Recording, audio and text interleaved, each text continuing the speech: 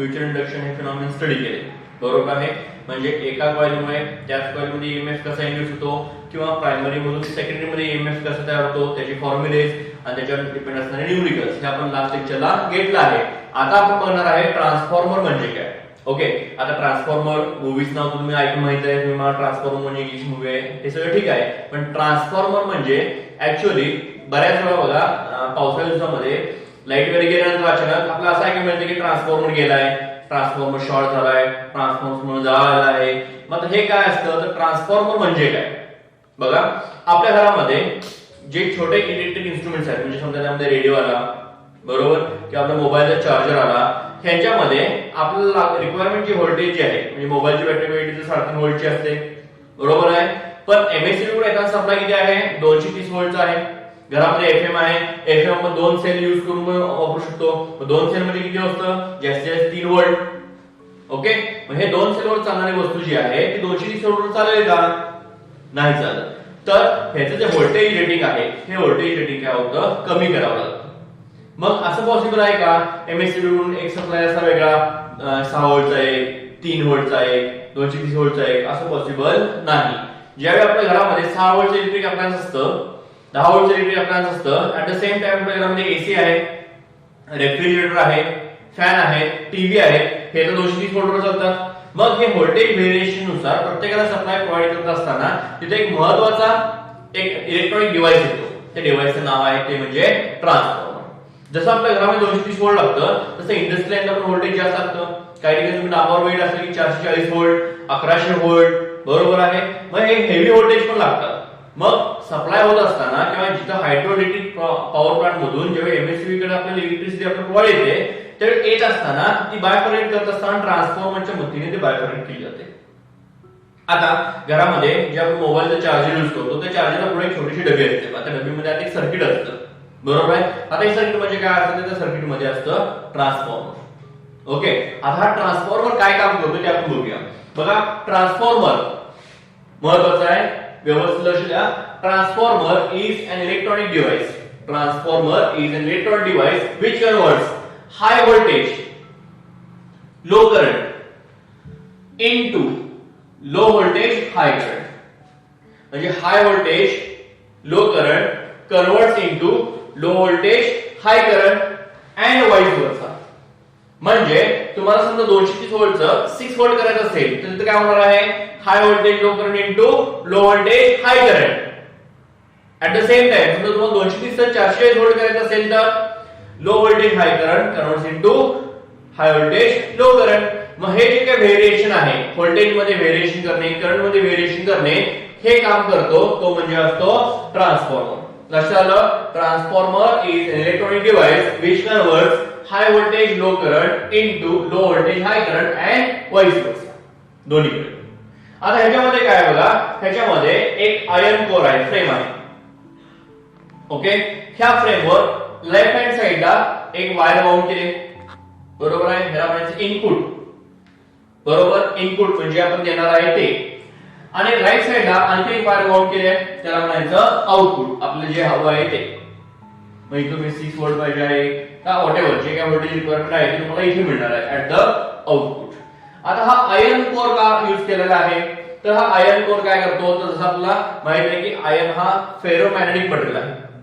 Ferromagnetic म्हणजे काय, which gets easily magnetized. म्हणजे त्याच्यापासून आपण परमनंट मॅग्नेट्स बनवू शकतो, टेम्पररी मॅग्नेटचे त्यामध्ये गुणधर्म आहेत, म्हणजे हा इझिली मॅग्नेटाइज होतो. मग ह्या आयर्न कोरचा रोल काय आहे, तर जसं आपण लास्ट लेक्चर मध्ये बघितलं होतं की इलेक्ट्रिक फ्लक्स लिंकिंग जेवढं चांगलं होईल, इलेक्ट्रिक फ्लक्स किंवा मॅग्नेटिक फ्लक्स लिंकिंग जेवढं चांगलं होईल त्यावेळी आपल्याला मिळणारी क्वांटिटी काय असते, जास्त चांगली असते. म्हणजेच काय, तर आता प्रायमरी मधून सेकंडरी मध्ये म्हणजे इनपुट कडून आउटपुट कडे जे काही फ्लक्स लिंकेज आहे, तर इथे आपण इंडक्शन शिकतोय, इथे काही डायरेक्ट फिजिकल कॉन्टॅक्ट असणार नाहीये. म्हणजे याच्यावरती मॅग्नेटिक फील्ड चेंज आपण जसं सेल्फ इंडक्शन आणि म्युच्युअल इंडक्शन मध्ये बघितलं होतं. म्युच्युअल इंडक्शन फिनॉमिननवर ट्रान्सफॉर्मर वर्क करतो. Transformer works on the principle of mutual induction. म्हणजे current changes in primary, current changes in primary induces the current in secondary, बरोबर. आता ह्या केस मध्ये तुमचा हा इनपुट म्हणजे प्रायमरी आहे, आउटपुट म्हणजे सेकंडरी आहे, आणि ह्या दोघांच्या मध्ये फ्लक्स लिंकेज म्हणजे मॅग्नेटिक फ्लक्सची देवाणघेवाण जी आहे ती चांगली व्हावी म्हणून काय आहे आयर्न मटेरियल यूज केले म्हणून याला म्हणायचं आयर्न कोर. मग इथं प्लास्टिक मटेरियल चालेल का तर ते प्लास्टिक मटेरियल मॅग्नेटिक मटेरियल नाहीये. ओके तो मटेरियल जो आहे तो मॅग्नेटाइज होत नाही त्याच्यामुळे मॅग्नेटिक फील्डवर काही परिणाम होणार नाही. त्यामुळे आपलं असं मटेरियल यूज केलं पाहिजे की ज्याच्यामुळे तो स्वतः मॅग्नेटाइज होईल की त्याच्यामुळे फ्लक्स डेन्सिटी इन्क्रीज होईल किंवा तो स्वतः मटेरियल काय पाहिजे मॅग्नेटाइज्ड मटेरियल पाहिजे की ज्याला आपण आपल्या मॅग्नेटिझमच्या चॅप्टर मध्ये फेरोमॅग्नेटिक कॅटेगरीमध्ये घेतले. The ferromagnetic material are those material which are strongly attracted by magnet.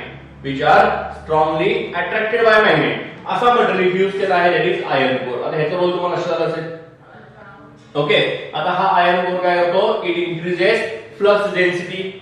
It helps in the flux linkage between primary and secondary. आता ही जर आयर्न मी इथे केली आहे ह्याच्यामध्ये म्युच्युअल रिलेशन तुम्हाला अशी आयर्न दाखवली होती. इकडे coil that is input primary coil इकडे coil that is output secondary coil. Primary मध्ये आपण इनपुट देतो सेकंडरी मध्ये आपण आउटपुट घेतो. प्रायमरी केस मध्ये इथे एसी जोडलेला आहे इथे सगळं एसी लागणार आहे इंडक्शन फिनोमेनन. तर सेकंडरी मध्ये रेझिस्टन्स यूज केलाय लोड रेझिस्टन्स. लोड रेझिस्टन्स म्हणजे ज्याच्यापासून आपण आउटपुट घेणार आहे तो resistance that is load resistance. लक्षात डायग्राम काय आहे हे दोन्ही डायग्राम तुम्हाला लक्षात आले असतील. आता आपण जाऊया मॅथमॅटिकल प्रूफ मध्ये. बघा let find with the flux linked with each turn. ह्याच्या प्रत्येक टर्न सोबत phi ही फ्लक्स लिंक केलेली आहे. Now NP means number of turns in primary. Primary मध्ये असणारे नंबर ऑफ टर्न्स किती आहेत NP आहेत. मग प्रत्येक टर्न सोबत किती आहे phi इतके फ्लक्स लिंकेज आहे. NP इतके टर्न्स प्रायमरी मध्ये आहेत तर मग प्रायमरी मध्ये फ्लक्स लिंकेज किती होणार आहे तर NP into phi. लक्षात phi ही एका टर्न सोबत असणारी फ्लक्स आहे लिंक असणारी. प्रायमरी मध्ये NP इतके नंबर ऑफ टर्न्स आहेत. ह्या दोघांना मल्टिप्लाय केलं तर आपल्याला काय मिळून जाईल NP into phi means flux linked with primary. Similarly NS म्हणजे number of turns in secondary. Secondary मध्ये नंबर ऑफ टर्न्स किती आहेत ते म्हणजे किती आहेत NS. प्रत्येकी phi इतकी फ्लक्स लिंक होणार आहे. मग NS into phi केलं तर काय मिळेल तुम्हाला phi S that is flux link with secondary. लक्षात आलं म्हणजे तुम्हाला एक फॉर्म्युला महत्त्वाचा मिळाला that is phi p flux link with primary आणि दुसरा म्हणजे phi s flux link with secondary. आता according to Lenz law E is equals to minus of d phi by dt. E is equals to minus of d phi by dt. Okay हा formula आपण primary से दिला EP is equal to काय येणार minus of d phi p upon dt.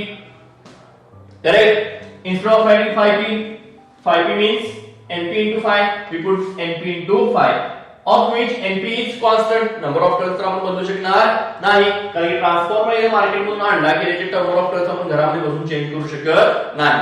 ते काय असणार आहे constant असणार आहे. म्हणून आपण हे कॉन्स्टंट डेरिव्हेटिव्हची बाहेर घेतली. चेंज करणार आहे phi फ्लक्स लिंकिंग चेंज होणार आहे इंडक्शन फिनोमेनन आहे. त्यामुळे हा झाला formula minus of NP into d phi by dt. That is the EMF induced in primary. लक्षात फॉर्म्युला सांगलाय बघा E is equals to minus of d phi by dt होतं. त्याला EP केलं तर फॉर्म्युला झाला minus of d phi p upon dt. मग आता phi p ची व्हॅल्यू पुट केली NP into phi. त्याला NP कॉन्स्टंट म्हणून बाहेर घेतला आत राहिलं d phi by dt.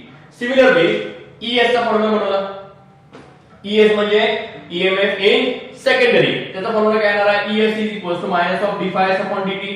पुन्हा instead of writing phi s म्हणजे काय NS into phi. NS constant म्हणून बाहेर घेतला d phi by dt. लक्षात आलं.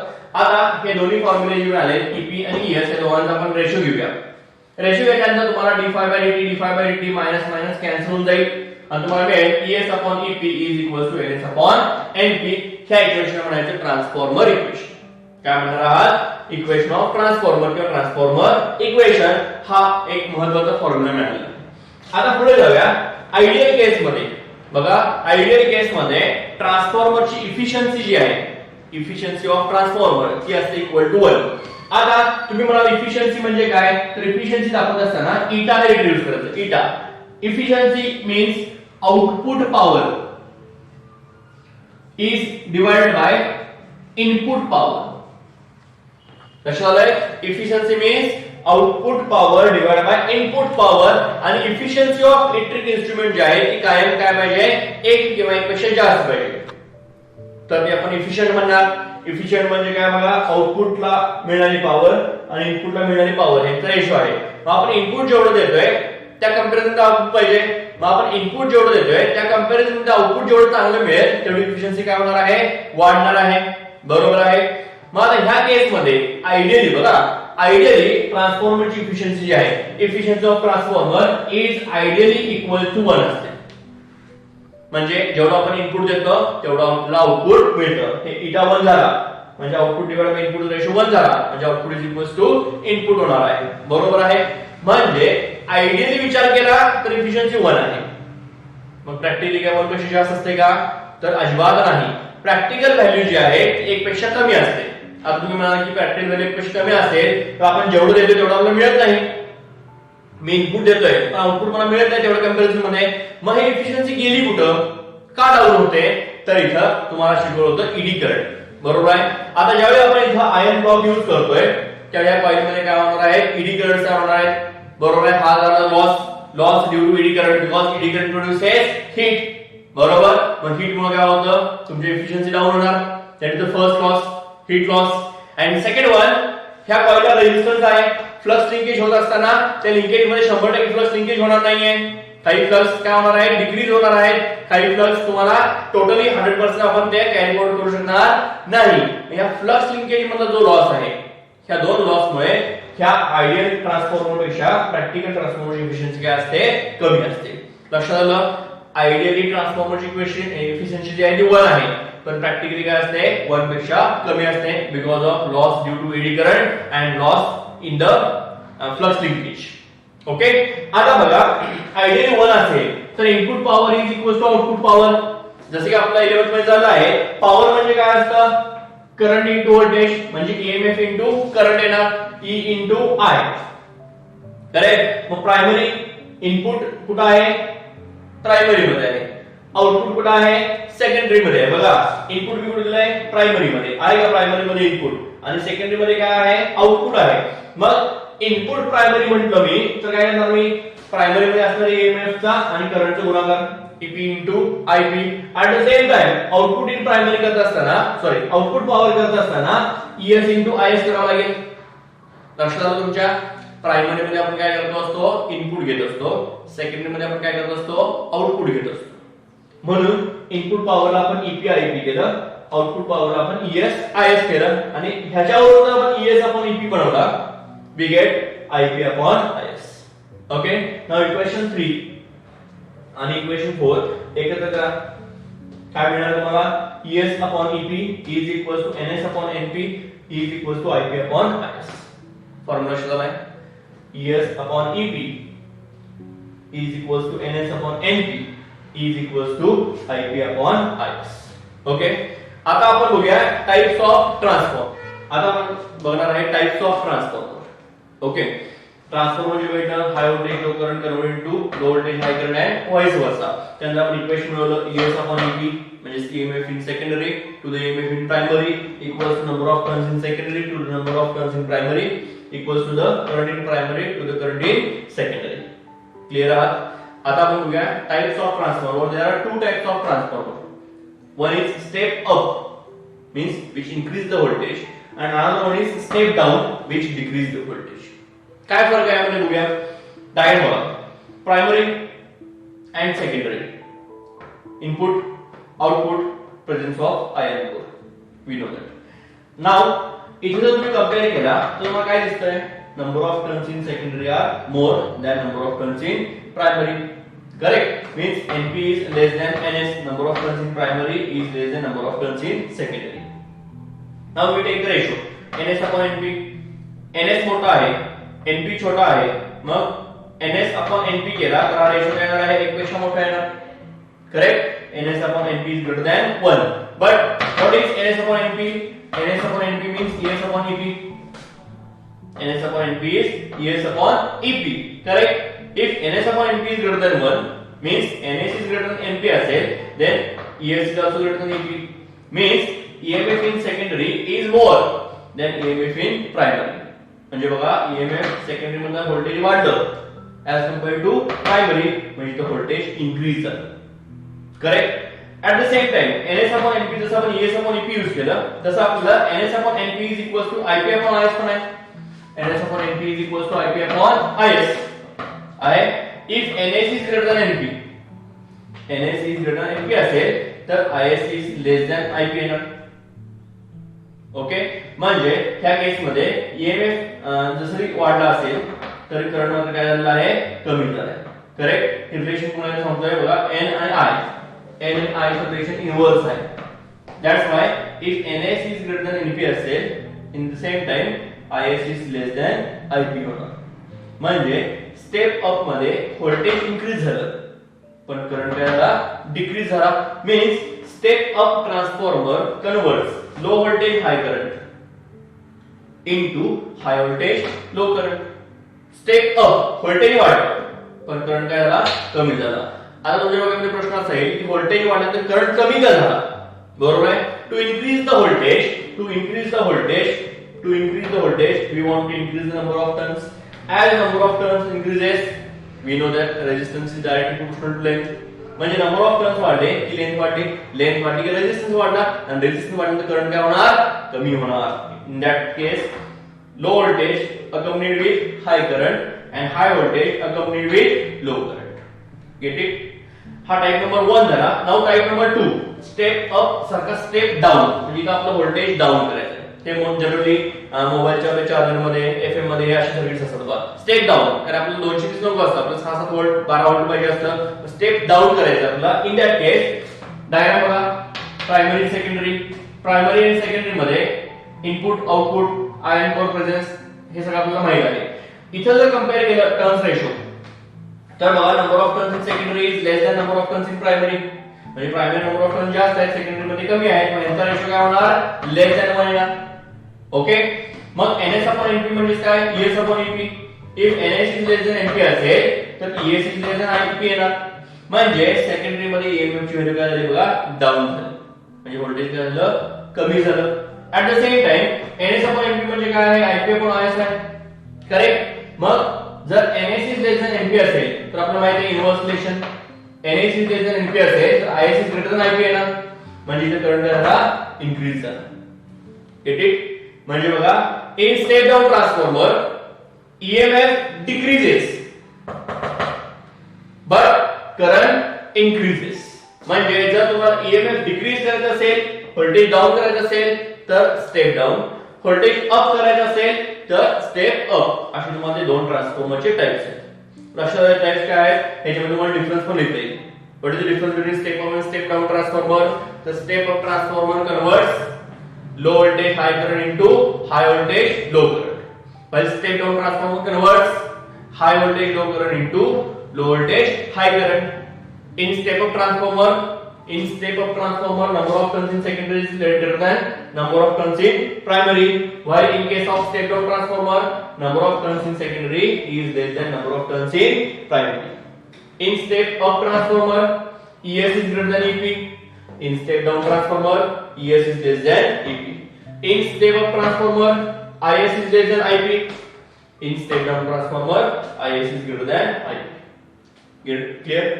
आपण एक न्यूमेरिकल बघायचं आहे which depends on the previous article. Transformer काय बघा प्रॉब्लेम.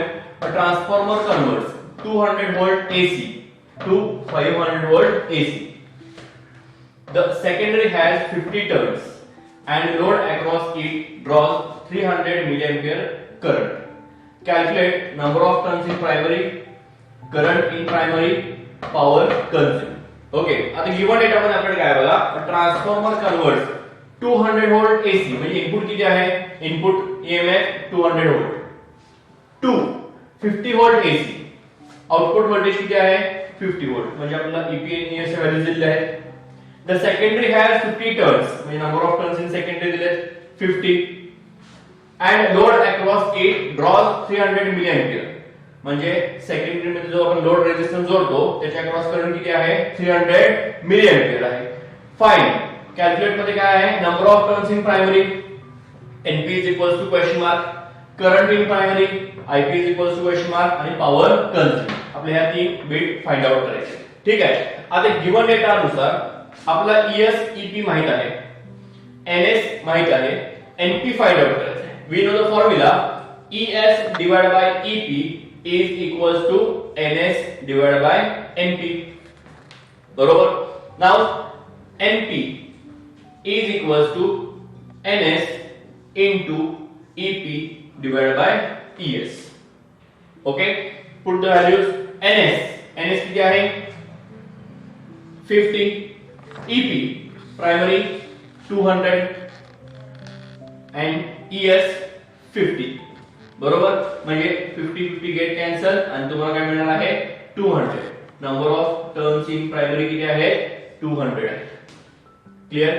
तुम्ही इथे बघू शकताय transformer converts 200 volt AC to 50 volt AC. Okay, the secondary has 50 turns. Number of turns in secondary काय आहे बघा कमी आहे. इथं 200 volt चं 50 volt झाले. म्हणजे हा ट्रान्सफॉर्मर सुद्धा एक कुठला झाला step down which decreases the voltage. Step down मध्ये काय असतात number of turns in secondary is less than number of turns in primary. मग आपला आन्सर पण असं क्रॉस चेक करून करू शकतो. number of turns in secondary किती आहे 50 आहे. number of turns in primary किती आहे 200 आहे. म्हणजे आपला आन्सर बरोबर आहे. प्रायमरी मध्ये टर्न जास्त, सेकंडरी मध्ये टर्न्स कमी, कारण प्रायमरीचे EMF जास्त, सेकंडरीचे EMF कमी. ओके, हे फर्स्ट बीट झालं. आता सेकंड IP फाइंड आउट करूया. मग IP फाइंड आउट करत असताना तुम्ही एकतर ES अपॉन EP चा यूज करू शकताय किंवा NS आणि NP चा यूज करू शकताय. आपण काय करूया ES आणि EP चा यूज करून फाइंड आउट करूया. ES upon EP is equals to काय आहे formula IP upon IS. Formula आहे ES upon EP is equals to IP upon IS. Value substitute करा. ES किती आहे ES 50, EP किती आहे EP is equals to 200.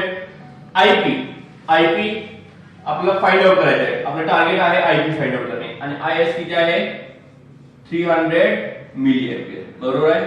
बघा मी IP IS ठेवलं आहे. आता आपण IS ची व्हॅल्यू मिली एम्पियर मध्ये ठेवले. याचा अर्थ आपला जो आन्सर मिळणार आहे IP चा तो पण कशामध्ये असणार आहे मिली एम्पियर मध्ये असणार आहे. आता आपण याचे कॅल्क्युलेशन करूया. 50 वजा 54 ला म्हणजे किती होईल हे 300 divide by 4 is equals to IP. म्हणजे IP is equals to 300 divide by 4 किती येणार 75 मिली एम्पियर. ओके, म्हणजे EP आणि ES च्या व्हॅल्यू जर बघितल्या तर EP ची व्हॅल्यू किती आहे 200 व्होल्ट, ES किती आहे 50 व्होल्ट. म्हणजे व्होल्टेज डाऊन झालं. बरोबर. प्रायमरी मध्ये करंट किती मिळाला आपल्याला 75 आणि सेकंडरी मध्ये करंट किती आहे 300 मिली एम्पियर. म्हणजे प्रायमरी मध्ये करंट काय आहे कमी आहे. म्हणजे मग अशी आपण रिलेशन बघितले होते. हे सगळे रिलेशन तुम्ही इथे ह्या न्यूमेरिकल मध्ये यूज करून बघू शकताय, क्रॉस चेक करू शकताय की बरोबर तसंच आहेत त्या relations.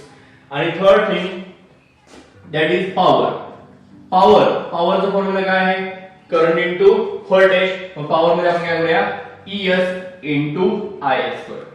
Output in secondary of which EMF output आणि करंट आउटपुट ह्याचं आपण मल्टिप्लिकेशन करणार आहे. ES ची व्हॅल्यू किती आहे बघा 50 व्होल्ट. बरोबर. इनटू IS ची व्हॅल्यू 300 मिली एम्पियर. पण इथं ना मिली एम्पियरचं एम्पियर करावं लागेल कारण पॉवरचं युनिट काय असतं वॅट असतं की जे इक्विव्हॅलेंट असतं एम्पियर इनटू व्होल्ट. बरोबर. म्हणजे इथं आपल्याला काय लागेल एम्पियर लागेल. म्हणून हे 10 to -3 मल्टिप्लाय झालं. बरोबर. आता ह्या तीन झिरोज याच्यासोबत कॅन्सल होऊन जातील आणि तुम्हाला मिळेल 5 into 3 बरोबर 15 watt. This is the power. कशाला numerical number of turns in primary find out केले, current in primary find out केला आणि power in the circuit find out केले. सेकंड न्यूमेरिकल बघा. A step down transformer converts a voltage of 2200 volt into 220 volt. म्हणजे voltage काय झालंय कमी झालंय. That is step down in the transformer line. Number of turns in primary coil is 5000. Primary मध्ये number of turns किती आहे 5000. Efficiency of transformer is 90%. Efficiency of transformer 90% म्हणजे किती 0.9. आपण आयडियली इफिशियन्सी बघितली होती किती असते ट्रान्सफॉर्मरची 1 असते, बट प्रॅक्टिकली लेस दॅन 1. त्या टाइपचे न्यूमेरिकल आहे बघा. And output power is 8 kilowatt. Output power किती आहे 8 kilowatt. Calculate number of turns in secondary and input power. काय विचारलं आपल्याला number of turns in secondary मध्ये किती असतील आणि इनपुट पॉवर काय आहे. आता गिवन एक आपण चेक करूया. अ step down transformer converts a voltage of 2200 volt म्हणजे प्रायमरी व्होल्टेज किती आहे 2200 व्होल्ट दिलेलं आहे इनटू 220 व्होल्ट म्हणजे सेकंडरी मध्ये व्होल्टेज आहे 220 volt correct number of turns in primary coil is 5000 number of turns in primary 5000 efficiency of transformer is 90% efficiency आहे 90% आणि output power is 8 kilowatt output power 8 kilowatt correct आता start करत असताना सुरुवातीला आपण ns फाइंड करण्याचा प्रयत्न करूया म्हणजे ह्या होईल ns divided by np is equals to es upon ep हा फॉर्म्युला पण यूज करावा लागेल याच्यामध्ये आपल्याला एनपी दिलेला आहे ईएस दिलाय ईपी दिलाय मग आपण at the end of calculation NS ची व्हॅल्यू फाइंड आउट करू शकतो एनएस इज इक्वल्स टू बघा ES upon EP into NP ES ची व्हॅल्यू 220 ईपी ची value 2200 into number of turns in primary किती आहे 5000 बरोबर हे काय होईल 10 x0 तो कॅन्सल होईल म्हणजे तुम्हाला number of turns in primary किती मिळतील 500 टर्न्स लक्षात आलं number of turns in secondary 500 okay आता आलेला आहे number of turns in secondary आता आपण इनपुट पॉवर बद्दल बोलूया नाउ एफिशिएन्सी फॉर्म्युला काय असतो output power divide by input power correct यापैकी आपला आउटपुट पॉवर त्याने 8 किलोवॅट दिलेली आहे एफिशिएन्सी 90% दिले आणि विचारलेलं काय आहे इनपुट पॉवर किती आहे मग आपण इनपुट पॉवरचा फॉर्म्युला बनवूया input power is equals to output power divide by efficiency that is eta output power किती आहे 8 किलोवॅट बघा मी किलोवॅट कसं ठेवतोय आन्सर पण आपल्याला किलोवॅट मध्ये मिळून जाईल आणि ईटा किती आहे 90% म्हणजे किती होणार आहे 0.9 ओके मग हे सॉल्व केला input power is equals to 8 kilowatt divide by 0.9 आपण याला कन्वर्ट करूया 8 into 1000 divided by 0.9 watt correct म्हणजे हे होईल 8000 divided by 0.9 म्हणजे हे होईल 80000 divided by 9 that is your input power calculation केल्यानंतर याचं तुम्हाला आन्सर मिळेल